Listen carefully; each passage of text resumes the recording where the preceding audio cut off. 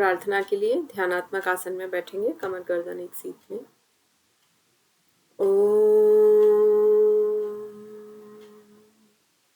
ओंकार बिंदु संयुक्तम नित्यं ध्यायन्ति योगिनः कामदं मोक्षदं चैव ओंकाराय नमो नमः।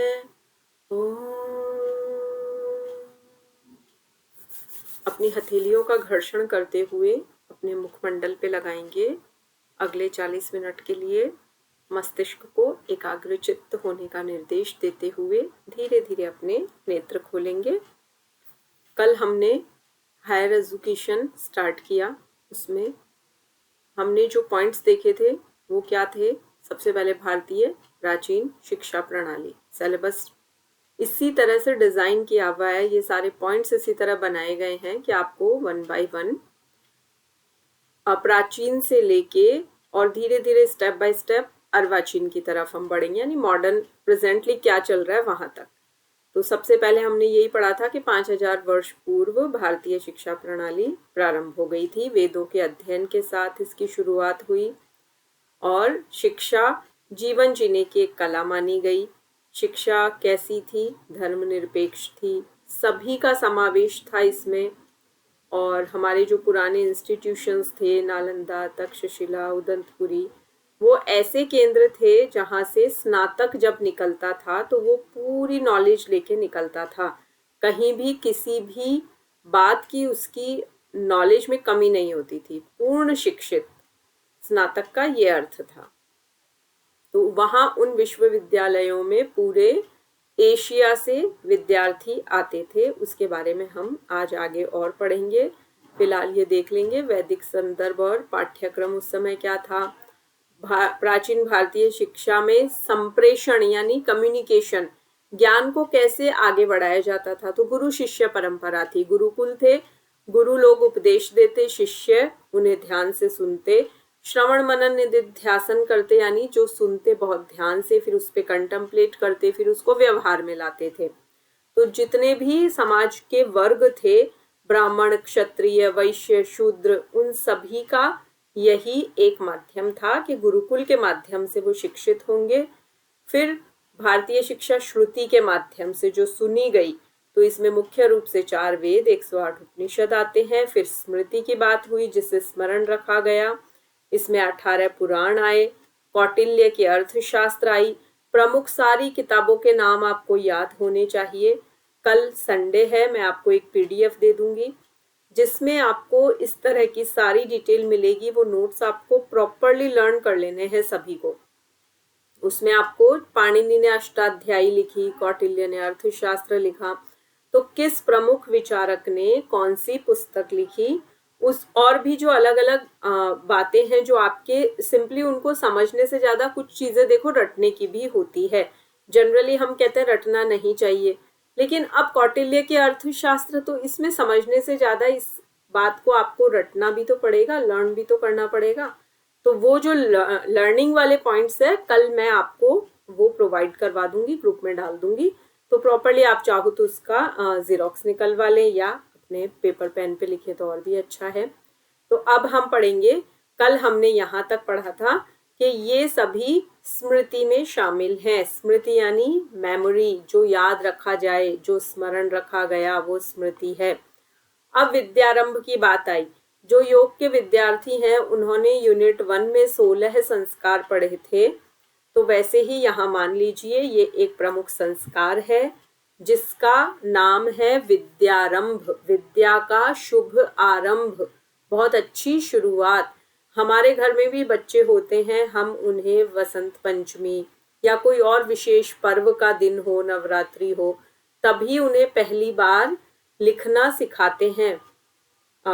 कागज और कलम लेते हैं, कलम से लिखने की शुरुआत करवाते हैं। सबसे पहले ओम लिखवाते हैं या कोई और मंत्र लिखवाते हैं। तो पहले भी यही था विद्यारंभ, विद्या का आरंभ होने का संस्कार। तो औपचारिक शिक्षा, देखो अनौपचारिक तो चलती ही रहती है। घर में हम बच्चों को कितना गाइड करते हैं, ऐसे मत खाओ, सीधे बैठ के खाओ, पाँव मत हिलाओ, पानी को धीरे धीरे पियो, बैठ कर पियो। कितनी अनौपचारिक शिक्षा तो हम 24 घंटे बच्चे को देते ही रहते हैं, लेकिन औपचारिक शिक्षा यानी गुरुकुल में जाके अब वो शिक्षा लेगा, गुरुजी के पास रहेगा, वो जो शिक्षा है वो जिस संस्कार से आरंभ होती है वो विद्यारंभ है, याद रखेंगे सभी। अब आयु देख लीजिए, 5 वर्ष की आयु में कराया जाता था। फिर अक्षर ज्ञान का प्रारंभ, तो छोटे छोटे अक्षर उसे सिखा दिए जाते थे। माता पिता और गुरु उपस्थित रहते थे और सरस्वती पूजन होता। कौन से मंत्र? ओम नमः शिवाय, ओम सरस्वत्यै नमः, इस तरह के मंत्रोच्चारण के साथ पूजा की जाती थी।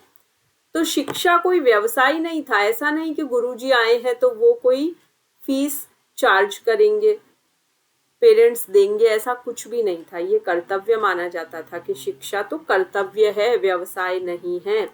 ये देखिए, छोटा सा बच्चा दिख रहा है, माता पिता के साथ बैठा है, गुरुजी संस्कार करवा रहे हैं, बच्चे से कुछ लिखवा रहे हैं, तो ये हुआ।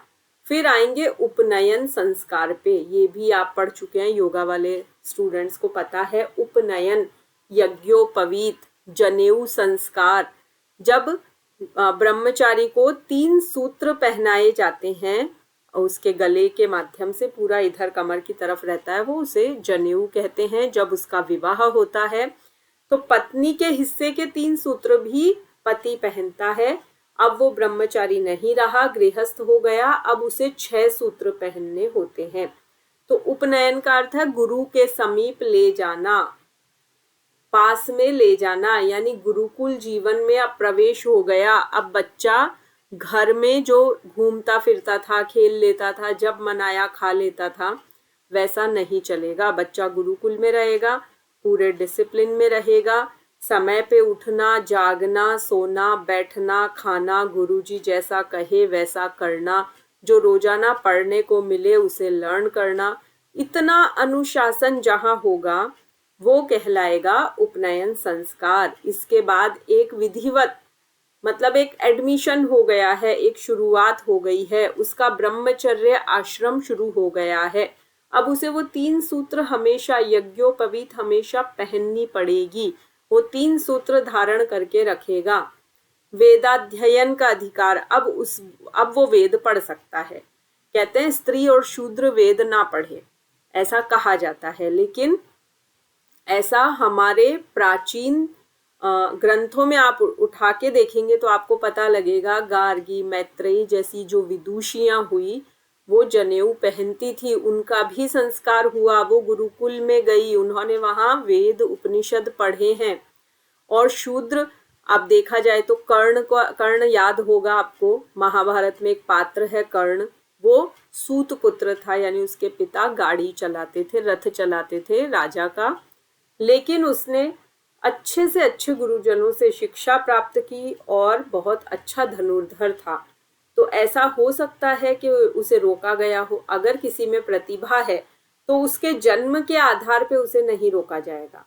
और अगर मान लीजिए कोई ब्राह्मण माता पिता के घर वो बच्चा जन्मा, लेकिन उसकी आदतें बहुत खराब है, वो नॉन वेज खा रहा है, ड्रिंक कर रहा है, हिंसा कर रहा है, तो गुरुजी उसे कतई आश्रम में आने नहीं देंगे। तो जन्म के आधार पे ब्राह्मण, क्षत्रिय, वैश्य, शूद्र निर्धारित नहीं होते हैं, वो कर्म के आधार पे निर्धारित होते हैं। तो इस तरह से यज्ञोपवीत धारण, वेदों के अध्ययन का अधिकार मिल जाता है।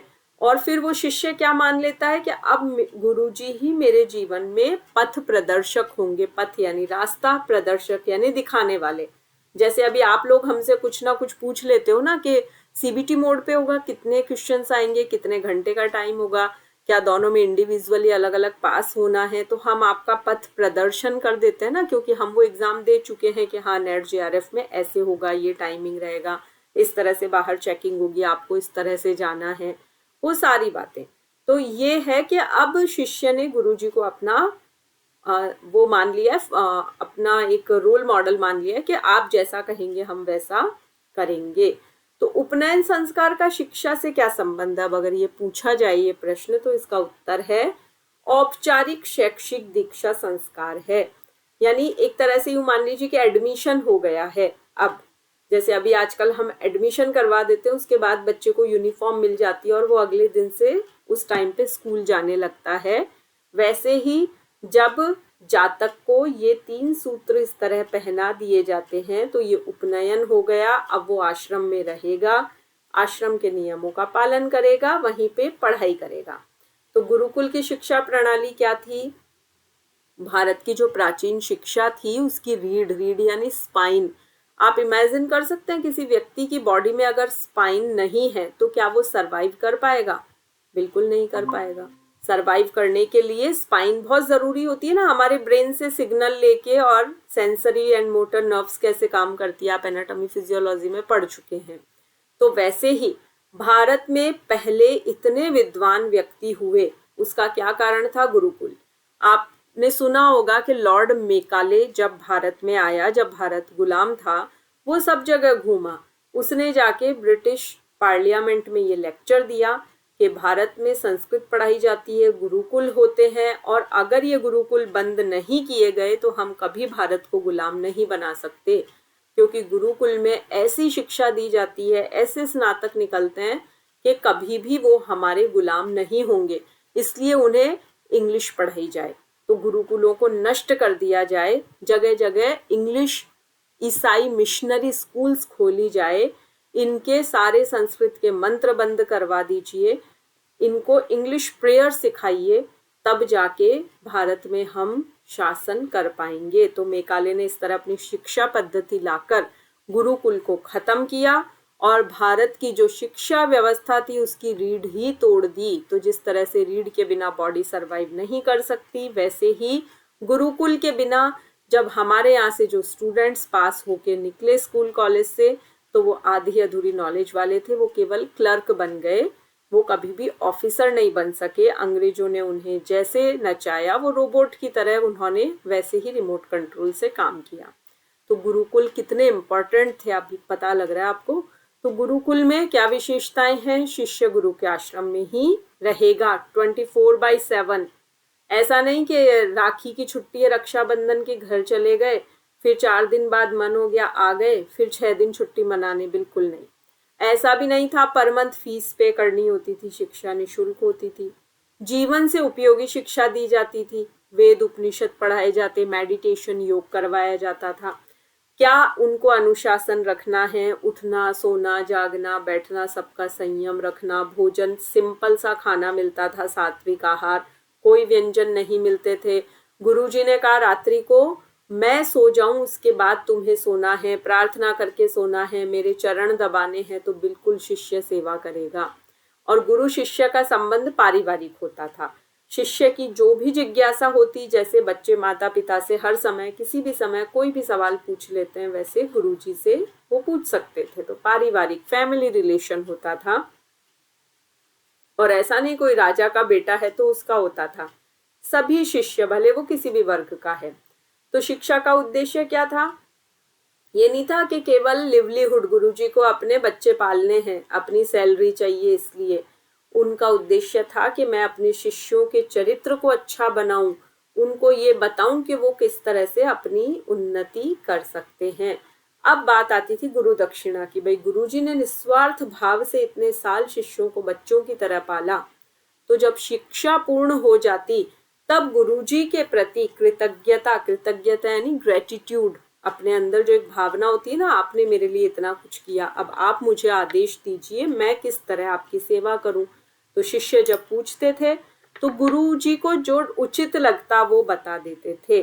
तो जैसे गुरु दक्षिणा में गुरु द्रोणाचार्य जी ने युधिष्ठिर, भीम, अर्जुन, नकुल, सहदेव, ये 5 पांडव थे और 100 कौरव थे, उनसे कहा कि मुझे द्रुपद चाहिए, जो द्रौपदी का के पिता थे द्रुपद, वो चाहिए, पांचाल देश के जो राजा थे। तो कौरव गए, वो नहीं ला पाए उन्हें, पांडव गए, वो उन्हें बांध कर ले आए। तो ये कोई शुल्क नहीं था। और शिष्यों ने जो किया वो ऐसा नहीं कि वो उस गुरुजी से उऋण हो गए, बस उनकी श्रद्धा और सेवा का एक प्रतीक था कि गुरुजी आपने दक्षिणा मांगी तो हम आपके लिए ले आए। तो गुरुजी जो उचित समझते थे वही स्वीकार करते थे, जरूरी नहीं वो सोना चांदी डायमंड ही मांगे, वो इस तरह की दक्षिणा भी मांग लिया करते थे। अब शिक्षा प्रक्रिया के 3 मूल चरण थे। देखिए कोई पुस्तकें नहीं होती थी, कोई भी होमवर्क नहीं मिलता था। ध्यान से सुनो गुरुजी क्या कह रहे हैं, फिर उस पे मनन करो, बैठे बैठे बैठे चिंतन करो। अब और लोगों की तो क्या कहें, स्वयं भगवान राम वशिष्ठ जी के आश्रम में गए थे, स्वयं कृष्ण भगवान सांदीपनी मुनि के आश्रम में गए थे। तो वो क्या करते थे, ध्यान से सुनते थे, फिर उस सारी स्टडी का मनन करते थे, फिर निदिध्यासन यानी व्यवहार में प्रयोग में लाते थे। अभी हम लोग आपसे पूछ लेते हैं ना, अगले दिन कल के नोट्स बना लिए, कल की क्लास की रिकॉर्डिंग देखी, नोट्स लिख लिए, रिवीजन कर लिया, तो हम भी आपसे यही उम्मीद रखते हैं, ध्यान से आप क्लास में सुनिए, फिर उस पर मनन कीजिए, फिर आप उसको व्यवहार में लाइए, यानी PYQ सॉल्व कीजिए, अपनी सेल्फ चेकिंग कीजिए। देखिए डेली काम करते रहेंगे तो स्ट्रेस नहीं होगा। अगर आपने एक हफ्ते पढ़ाई नहीं की तो आपको एक हफ्ते का काम एक साथ करना होगा, तो ब्रेन आपका वैसे कंफ्यूज हो जाएगा। इसलिए आपको बार बार कहते हैं रेगुलर पढ़िए। चलिए, वैदिक शिक्षा के प्रमुख विषय क्या थे? इतिहास, हिस्ट्री पढ़ाई जाती थी, परंपरागत आख्यान एवं स्मृति आधारित ज्ञान, अब जितना याद है नॉलेज में है वो सब, आन्वीक्षिकी 2 भाग थे इसके। तो जो ये रीजनिंग होती है ना, अभी भी आपके फर्स्ट पेपर में है एक यूनिट, वो लॉजिकल रीजनिंग, और आत्म तत्व की जिज्ञासा, मैं कौन हूँ, कहाँ से आया, मेरा जन्म क्यों हुआ, मुझे क्या करना चाहिए कि मैं ब्रह्म को पा सकूं, तो ये सारी बातें आन्वीक्षिकी। मीमांसा क्या है? शास्त्र और ग्रंथों की व्याख्या की विधि। मीमांसा योग वाले स्टूडेंट्स, ये दर्शन का एक प्रकार है, पढ़ चुके हैं। तो ये विधि यानी मेथड, जो एक्सप्लेन किया जाता है शास्त्रों को, ग्रंथों को, उस विधि को मीमांसा कहते हैं। शिल्प शास्त्र आप जानते ही हैं, आर्किटेक्चर, जो वास्तुकला, निर्माण कला है, भवन कैसे बने। कल भी मैंने एग्जाम्पल दिया था कि आज हमारे घर में हम हर साल पेंट करवाते हैं, फिर भी दीवारें कहीं ना कहीं से टूटती रहती है। और आप पुराने किले देखिए, कितने कितने सालों साल, शताब्दियों पुराने हो गए, कोई मेंटेनेंस नहीं होती, लेकिन वो यथावत है। तो शिल्प शास्त्र कितना उन्नत था भारत में। अर्थशास्त्र जानते ही आप, कौटिल्य का है ये, शासन, प्रशासन, गुणात्मक नेतृत्व, इकोनॉमिक्स से रिलेटेड बातें। वार्ता कहते हैं कृषि, व्यापार, वाणिज्य, पशुपालन, ये सब वार्ता। जरूरी नहीं है कि केवल क्षत्रिय बालक गए तो गुरुजी ने उनको राजनीति की, अस्त्र शस्त्र की शिक्षा दे दी कि जाओ तुम राजा बनोगे तो राज्य संभालो। जरूरी नहीं है ब्राह्मण बालक गए तो उन्हें वेद पढ़ा के कहा कि जाओ तुम अपने गुरुकुल में पढ़ाओ। जरूरी नहीं केवल वैश्य बालक आए जिन्हें व्यापार करना सिखाया, शूद्र भी तो आते थे, वो भी सिखाई जाती थी चीजें। तो देखिए, वार्ता जहां आई वहां पे वणिक, वैश्य लोगों का काम है। वो कृषि कैसे करे, व्यापार कि मीन्स अब उनके पास अगर कोई फसल ज्यादा हो गई है तो किस तरह से वो दूसरे राज्य में जाए, एक्सचेंज करके बदले में कुछ और लेके आए, व्यापार करे, वाणिज्य करे, पशुपालन करके उससे कैसे पैसा कमाना है, वो विधि अपनाए। फिर क्रीड़ा की बात, जरूरी नहीं केवल पढ़ाई पढ़ाई की बात हो, बिल्कुल फिजिकल एजुकेशन पे भी पूरा ध्यान दिया जाता था। ऐसे ऐसे बच्चों को मनोरंजक गेम्स और एक्सरसाइज करवाई जाती थी कि उनकी बॉडी की फिटनेस अच्छी रहे। गायें पाली जाती थी, शिष्य गायों की सेवा करते, गाय का वो दूध पीते, फिर व्यायाम करते तो शक्तिशाली बनते थे। फिर धनुर्विद्या की बात आई तो डेफिनेटली राजपुत्रों को तो सीखना जरूरी ही था। योग साधना, आत्म अनुशासन, अपने आप पर शासन, और कोई साधना करनी है अगर आपको तो किस तरह, जैसे किसी को, अभी आपने धुरंधर मूवी देखी होगी, जो रॉ के एजेंट्स हैं कैसी उनकी ट्रेनिंग होती होगी, वो सब आपको पता लगा। वैसे ही पहले गुप्तचर होते थे, तो राजा किससे सुनता था? गुप्तचरों से। सारी व्यवस्था कैसे पता रखता? गुप्तचर जगह जगह घूमते, चुपचाप जाके राजा को बता देते, यहाँ यहाँ ऐसा ऐसा चल रहा है, ये समस्या चल रही है। तो इसके लिए भी तो योग जरूरी होता है ना। साइलेंटली कहीं पे 2-3 घंटे सांस रोक के बैठना, धीरे धीरे ब्रीथ करना, पानी में छिपके रहना है, क्या चल रहा है, शत्रु कहाँ से आक्रमण करेगा, ये सारी खबरें लेके आना। तो इसके लिए भी साधना की जरूरत पड़ती है ना। प्राणायाम करेंगे तो कंट्रोल होगा, नहीं तो व्यक्ति अपने आप को रिवील कर देगा, फिर वो कैसा गुप्तचर, कैसा जासूस। फिर शास्त्रार्थ, तर्कपूर्ण संवाद होते, शास्त्रीय वाद विवाद होते। तो गुरुकुल में शिक्षा कैसे दी जाती थी ये देख लिया आपने। वैदिक शिक्षा के ये विषय होते थे और ये तरीका होता था शिक्षा देने का।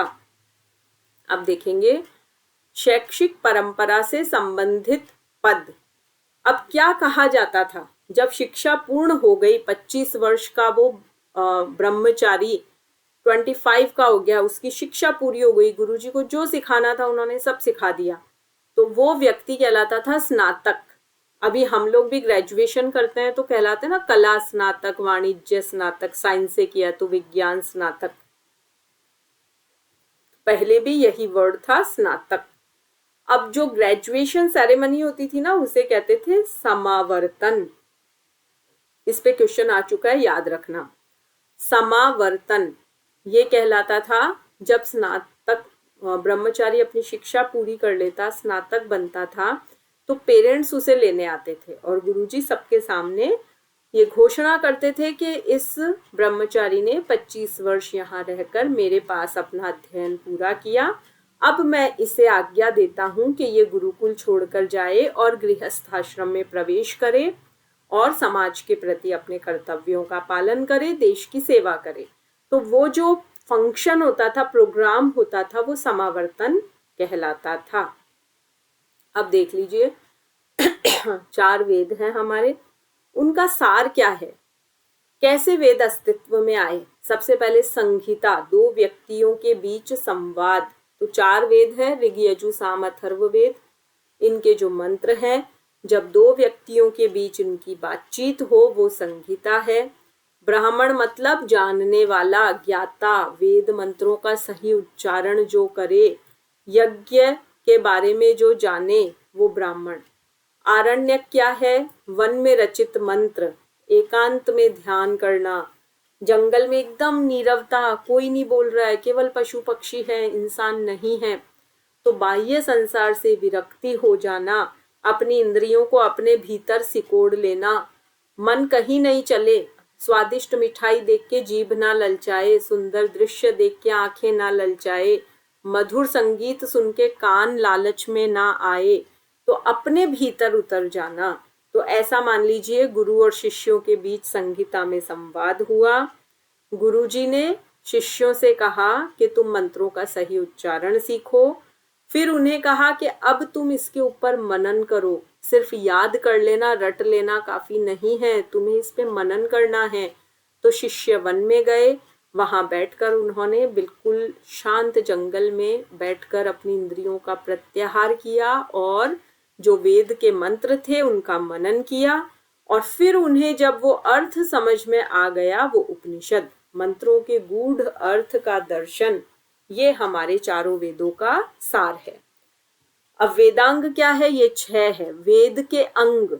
तो ये 6 अंग कौन से हैं, ध्यान से इस टेबल को देख लीजिए, स्क्रीनशॉट ले लीजिए।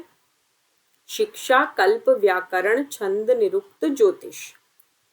शिक्षा क्या है, उच्चारण और स्वर सीखने की विद्या शिक्षा कहलाती है। सरल अर्थ ये देखे तो अब इसका उद्देश्य क्या था, शिक्षा क्यों दी जा रही है, तो मंत्रों का सही उच्चारण और स्वर सीखा जाए इसलिए।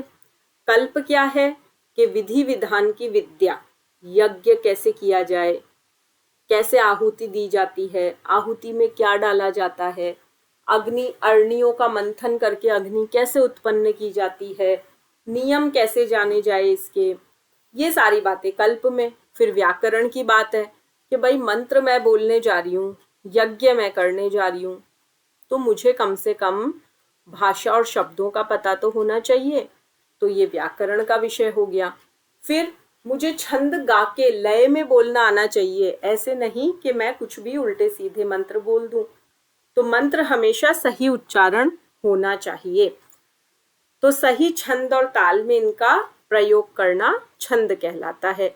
निरुक्त यानी शब्दार्थ की विद्या, कठिन वैदिक शब्दों का अर्थ जानना। अब याद भी कर लिए, सही से गाना भी आ गया, लेकिन अर्थ तो पता होना चाहिए। आज भी कई लोगों को हनुमान चालीसा का अर्थ नहीं पता, गायत्री मंत्र रोज बोलते हैं, अर्थ नहीं पता, भाई इनका अर्थ आना भी जरूरी है ना, तो वो निरुक्त है। ज्योतिष क्या है, समय और ग्रह नक्षत्र का ज्ञान, एस्ट्रोलॉजी कहते हैं ना ज्योतिष। तो इसमें किस समय, जैसे किसी व्यक्ति का जातक का जन्म हुआ तो इसका भविष्य कैसा होगा, भूत वर्तमान भविष्य तीनों बताए जा सकते हैं अगर सही गणना आती है, कोई ज्योतिष में अगर पारंगत है तो ये 6 चीजें क्या है, वेदांग कहलाती है। वेद के अंग, 4 वेद हैं, चारों वेदों के ये 6 अंग हैं।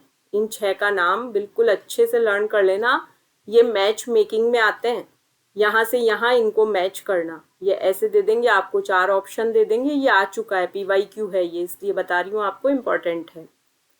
अब हम पढ़ेंगे षड दर्शन, 6 दर्शन। सबसे पहले हम देखेंगे न्याय दर्शन। न्याय दर्शन के प्रवर्तक ऋषि है गौतम ऋषि। तो न्याय दर्शन क्या बताता है, तर्क, प्रमाण और सही ज्ञान प्राप्त करने की विधि बताता है। न्याय दर्शन ने क्या बताया कि तर्क कैसे, प्रमाण क्या है, सही ज्ञान क्या है, ये सारी विधियां बताई। तो तर्क शास्त्र के आधार पे न्याय दर्शन माना गया है। फिर वैशेषिक, इसके प्रवर्तक कणाद ऋषि है। तो कणाद क्या बता रहे हैं, पदार्थ, गुण, कर्म, प्रकृति के सूक्ष्म तत्वों की विवेचना। विशेष से बना वैशेषिक, और ये 5 एलिमेंट्स में से 4 मुख्य मान रहा है। फिर सांख्य की बात आई तो प्रवर्तक ऋषि है कपिल मुनि। तो इस एक लाइन याद रखना, सांख्य प्राचीनतम है, ठीक है, सबसे प्राचीन सांख्य दर्शन है। तो पुरुष और प्रकृति के भेद को स्पष्ट किया गया है। ये मुख्य 2 चीजें मान के चलता है, पुरुष और प्रकृति। तो ये दर्शन जो है ज्ञान के माध्यम से मुक्ति का मार्ग दिखाता है कि आप ज्ञान प्राप्त करो, आपको मुक्ति मिलेगी। अगर मोक्ष चाहिए तो ज्ञान आवश्यक है। फिर बात आती है योग दर्शन की। तो देखिए, सांख्य दर्शन अगर थ्योरी है तो उसका प्रैक्टिकल है योग दर्शन। इसके प्रवर्तक ऋषि पतंजलि मुनि हैं, महर्षि पतंजलि। तो ये अष्टांग योग के द्वारा चित्त की वृत्तियों के निरोध पर बल देता है। अष्टांग योग क्या है, यम, नियम, आसन, प्राणायाम, प्रत्याहार, धारणा, ध्यान, समाधि। इसमें जो पहले 5 है वो बहिरंग योग है, बाद के 3 है वो अंतरंग योग है। तो अष्टांग योग का उद्देश्य है कि आपके चित्त में जो वृत्तियां हैं उनको कंट्रोल कीजिए। पूर्व मीमांसा दर्शन के प्रवर्तक ऋषि है जैमिनी ऋषि। अब देखिए, वेदों के 2 भाग है, एक है कर्मकांड, कर्म प्रधान है, उसमें कहते हैं भाई ये जो बाहरी यज्ञ है, पूजा है, हमारे घर पे जैसे नवरात्रि की पूजा होती है तो आपके घर में 6 मेंबर है, उसमें से 5 लोग क्या करते होंगे, माता जी के आप घट प्रतिष्ठा करते होंगे, ज्वारे उगाते हैं और पूजा करते हैं, पाठ करते हैं, व्रत करते हैं, कन्या भोजन करते हैं, पूजन करते हैं, ऐसी बहुत सी बाहरी विधियां, हवन करते हैं। तो आप मान लीजिए वो कर्म कांड में बहुत निपुण हैं। और जो एक व्यक्ति अलग होगा थोड़ा, वो क्या करेगा, जरूरी नहीं वो व्रत करे, उपवास करे, वो अलग से बैठेगा, मेडिटेशन करेगा, ध्यान करेगा।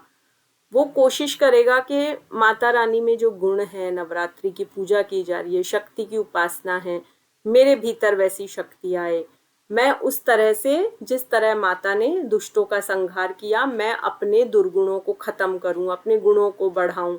तो जो 5 व्यक्ति है वो क्या हो गए, कर्मकांडी। और वो जो एक है वो अलग है, वो क्या हो गया, ध्यानी। उसका कहाँ है, ध्यान में, मोक्ष के तत्व ज्ञान में विशेष जोर है उसका। तो ऐसा मान लीजिए कि जो मीमांसा दर्शन है ना, उसके 2 रास्ते निकले, एक पूर्व मीमांसा, एक उत्तर मीमांसा। तो पूर्व में किस पे जोर है, कर्मकांड पे, यज्ञ पे, विधि पे। और उत्तर मीमांसा में किस पे जोर है, ब्रह्म, आत्मा, मोक्ष कैसे पाया जाए, प्राणायाम करो, प्राणायाम करते करते ध्यान लगने लगेगा, फिर आप पहुंचोगे मोक्ष की तरफ। तो आदि गुरु शंकराचार्य जी इसी दर्शन के अंतर्गत है। और ब्रह्म सूत्र, जिसमें 555 सूत्र है, वो इस दर्शन का आधार ग्रंथ है। तो इस तरह से आप इन्हें लर्न कर लेंगे। अब भारतीय संस्कृति के मूल आधार 4 वेद हैं, ऋग, यजु, साम, अथर्ववेद। तो ये योग वाले विद्यार्थी तो अच्छी तरह जानते ही हैं, आपको फर्स्ट यूनिट में पढ़ाई दिया था हमने। ऋग्वेद में क्या है, देवताओं की स्तुति और प्रार्थना का संग्रह, कलेक्शन, याद रखना है, सबसे प्राचीन वेद है। फिर जहां यजुर्वेद की बात आई तो य से यज्ञ, हवन, कर्मकांड की विधि। फिर सामवेद जहाँ आया वहां पे नृत्य, गायन, भक्ति, संगीत, गंधर्व लोग करते हैं इसे, तो इसमें वेदों के मंत्र गाए जाते हैं। फिर अथर्ववेद की बात आई तो इसे त्रयी भी कहते हैं। त्रयी मतलब तीन, ऊपर के तीन में जो बातें हैं ना, ऋग, यजु और साम में, वो अथर्व में मिक्स है। तो दैनिक जीवन, स्वास्थ्य, समाज और मानसिक शांति से जुड़े हुए मंत्र है यहाँ पे। तो ये आप देख सकते हैं इस तरह से वेद की बात। अब हम इससे आगे कंटिन्यू करेंगे। अभी तक जो पढ़ा उसमें कुछ नहीं आया है तो आप अभी अनम्यूट करके पूछ लीजिए।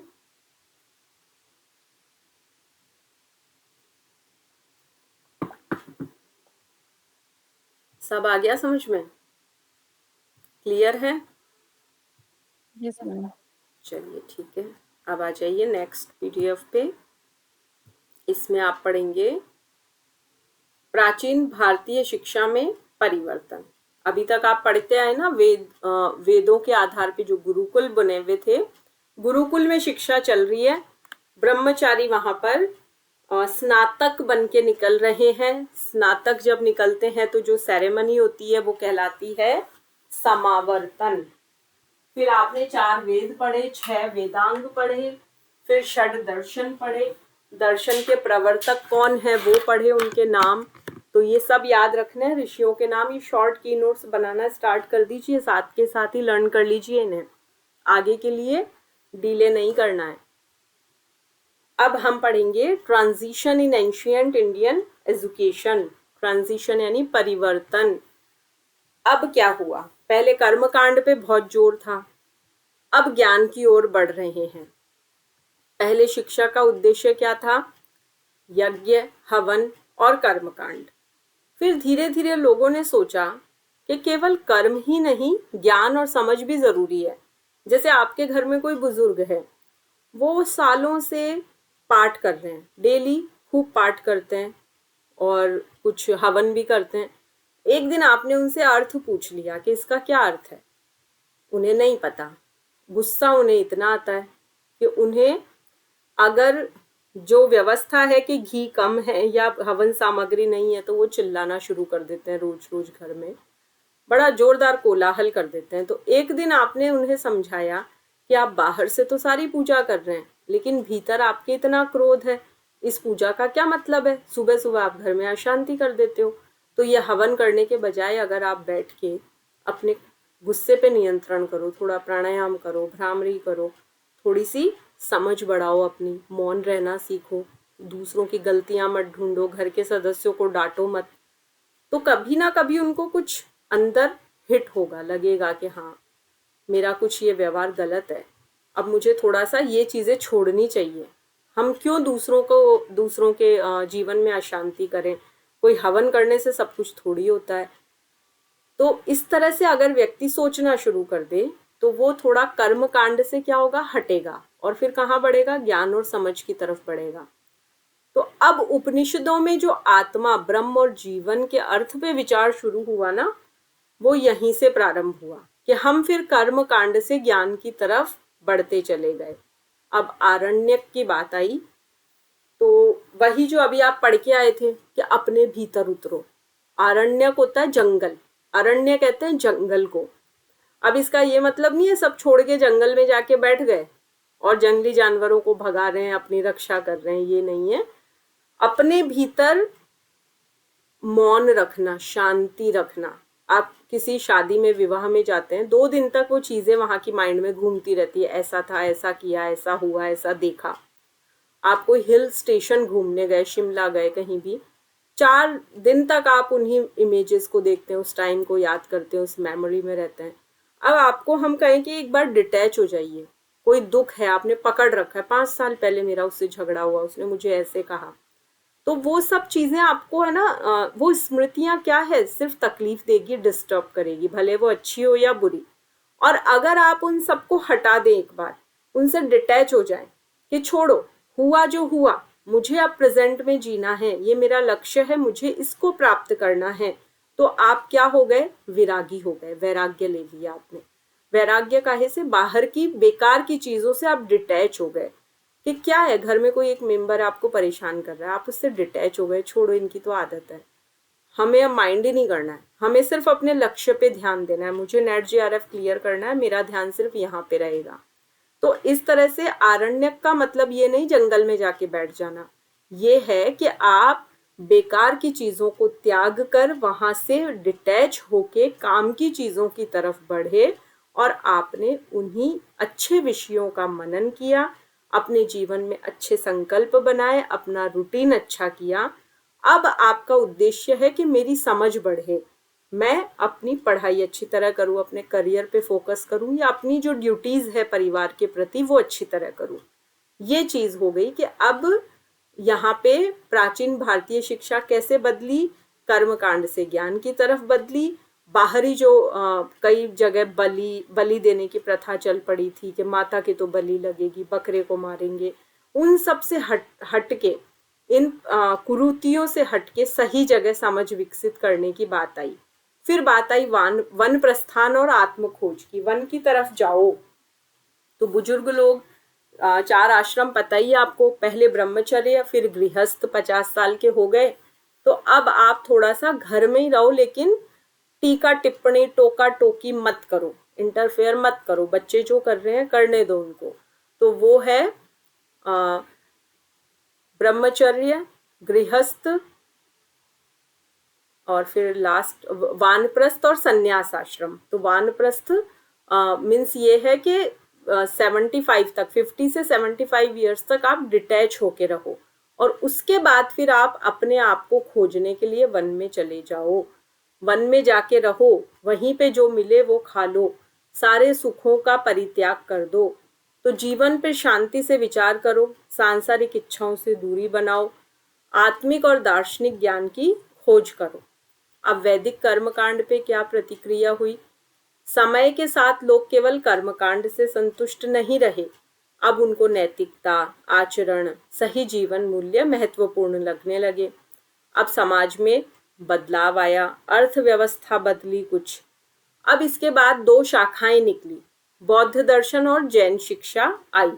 जैसे हमारे 6 दर्शन अभी हमने पढ़े थे ना, वो आस्तिक दर्शन कहलाते हैं। आस्तिक क्यों कहते हैं?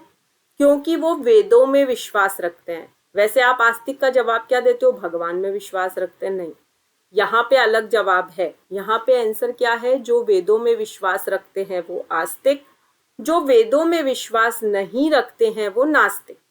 तो बौद्ध और जैन कौन से दर्शन है? नास्तिक दर्शन। क्यों है नास्तिक? क्योंकि ये वेदों को नहीं मानते हैं, ऋग यजु साम अथर्व चारों वेदों को ये नहीं मानते हैं। अब इन्होंने संस्कृत में अपने ग्रंथ नहीं लिखे। जैसे बौद्ध धर्म कहाँ से निकला? महात्मा बुद्ध से, वो इसके प्रवर्तक हैं। और जैन धर्म कहाँ से निकला? वैसे तो इसके 24 तीर्थंकर है, पहले पहले ऋषभदेव है, लेकिन महावीर स्वामी को इसके प्रवर्तक माना जाता है।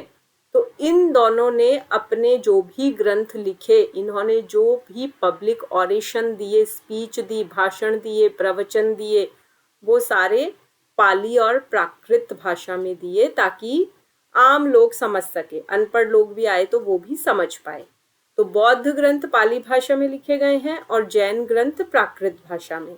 अब इसके 3 भागों में ये बटे हैं बौद्ध वाले, तो वो त्रिपिटक कहलाते हैं। सुत्त पिटक, विनय पिटक, अभिधम्म पिटक, ये 3 नाम भी याद रखना, कहीं से भी एनटीए क्वेश्चन बना लेता है। ठीक है, त्रिपिटक में 3 नाम आप याद रखेंगे, आज का टास्क है। फिर जैन ग्रंथ कौन सी भाषा में? प्राकृत। फिर इनमें हालांकि संस्कृत का भी प्रयोग हुआ है, लेकिन बोलचाल में यही भाषा काम में ली गई प्रवचन देते समय। देखिए बात आ गई, अभी जो मैंने बताया 24 तीर्थंकर माने जाते हैं। पहले पहले थे ऋषभदेव और अंतिम 24वें महावीर स्वामी। शिक्षा का लक्ष्य क्या था? अच्छा आचरण करो, आत्मिक विकास करो और सभी प्राणियों के प्रति करुणा। इसमें दया का भाव, करुणा का भाव बहुत महत्वपूर्ण है। आप महात्मा बुद्ध की कोई भी फोटो उठा के देख लीजिए, मूर्ति देख लीजिए, इमेज देख लीजिए, कभी भी वो हंसते हुए, मुस्कुराते हुए, मजाक करते हुए नहीं दिखेंगे। उनके चेहरे पे करुणा, मतलब सबके लिए दया, करुणा की भावना दिखेगी। अब मुख्य सिद्धांत क्या है? अहिंसा, हिंसा मत करो, सच बोलो, चोरी मत करो, ब्रह्मचर्य का पालन करो, अपरिग्रह, हानिकारक वस्तुएं और विचार एकत्रित मत करो, उतना ही सामान रखो जितनी जरूरत है। और इसका एक सबसे महत्वपूर्ण मोक्ष, वैसे इसे कैवल्य कहते हैं, ठीक है, जैन दर्शन में कैवल्य मोक्ष भी कह देते हैं, और बौद्ध दर्शन में इसे निर्वाण कहते हैं, निर्वाण। तो वो क्या है? जन्म मृत्यु बंधन से मुक्ति। मतलब मेरे कर्म बंधे हैं तो मुझे फिर से बर्थ लेके आना है, फिर से। अब मेरे कर्मों का जब क्षय हो गया तो फिर मुझे कैवल्य मोक्ष मिल जाएगा। अब बात करें प्राचीन काल में महिलाओं की शिक्षा की क्या स्थिति थी? बड़ी अच्छी स्थिति थी, बहुत अच्छी। स्त्रियां वेद और वेदांग भी पढ़ती थी, पर सारी नहीं, जिन कुल की स्त्रियों को इच्छा होती थी वो पढ़ती थी। अब जैसे रानी लक्ष्मीबाई है, उन्होंने घुड़सवारी सीखी, तलवार चलाना सीखा। अब जरूरी नहीं है सभी राजपूत राजकुमारियों ने वो सीखा, जिनका इंटरेस्ट था, रुचि थी, वो सीख गई। जो कन्याएं रुचि रखती थी वेद वेदांग पढ़ने में, गार्गी, मैत्रेयी, इन लोगों ने पढ़े, सबने नहीं पढ़े। मीराबाई की आरंभिक शिक्षा हुई थी, घर पे उनको पढ़ाने आते थे, मीराबाई को लिखना पढ़ना आता था, खुद भजन अपने रचती थी, भजन खुद लिखती थी। तो राजपूत राजकुमारी थी, लेकिन उसके बाद भी उन्होंने पढ़ाई की। तो इस तरह से महिलाओं की बड़ी अच्छी स्थिति थी। ये तो वैदिक काल की बात हो रही है, मीराबाई तो खैर काफी बाद की, अभी के ही समय की मानी जाएगी। तो उस समय जब वैदिक काल था ना, तो महिलाओं को संगीत, नृत्य, धार्मिक शिक्षाएं मिलती थी, वेद वेदांग पढ़ती थी। अब इनके प्रकार क्या है? सद्योदवाहा, विवाह तक जिनकी शिक्षा हो रही है वो कहलाएगी सद्योदवाहा।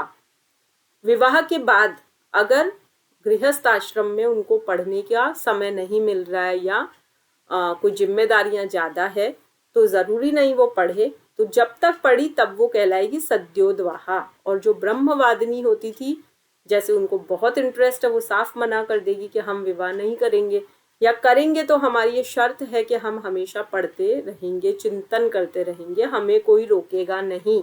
तो वो ब्रह्मवादिनी कहलाती थी। अब प्रसिद्ध विदुषी महिलाएं देखिए, गार्गी के नाम पे तो आज भी राजस्थान में पुरस्कार दिया जाता है। 10th क्लास में जिन लड़कियों के अच्छे परसेंटेज आते हैं ना, गार्गी पुरस्कार मिलता है। तो गार्गी, मैत्रेयी। फिर जैन दर्शन के जो मुख्य सिद्धांत है ये हम कल पढ़ेंगे, क्योंकि ये काफी इम्पोर्टेंट है। इससे अभी लास्ट टर्म जून 25 में क्वेश्चंस आए थे, तो आप इसको बहुत ध्यान से पढ़ेंगे। कल देखेंगे इसे, मीन्स मंडे को देखेंगे। कल मैं आपको एक पीडीएफ भेज दूंगी, उसको आप प्रॉपरली पढ़ के आएंगे। मंडे को मैं उसमें से कुछ क्वेश्चंस भी पूछूंगी। चलिए अभी हम शांति पाठ करेंगे। ओम पूर्णमदं पूर्णमिदं पूर्णात् पूर्णमुदच्यते पूर्णस्य पूर्णमादाय पूर्णमेवावशिष्यते। ओम शांति शांति शांति। दोनों हथेलियों का घर्षण करते हुए अपने मुखमंडल पे लगाएंगे। ये भावना करेंगे कि अभी हमने जो भी अध्ययन किया हम उसका मनन करें और निधिध्यासन करें। इसी शुभ भावना के साथ धीरे धीरे अपने नेत्र खोलेंगे। हरिओम।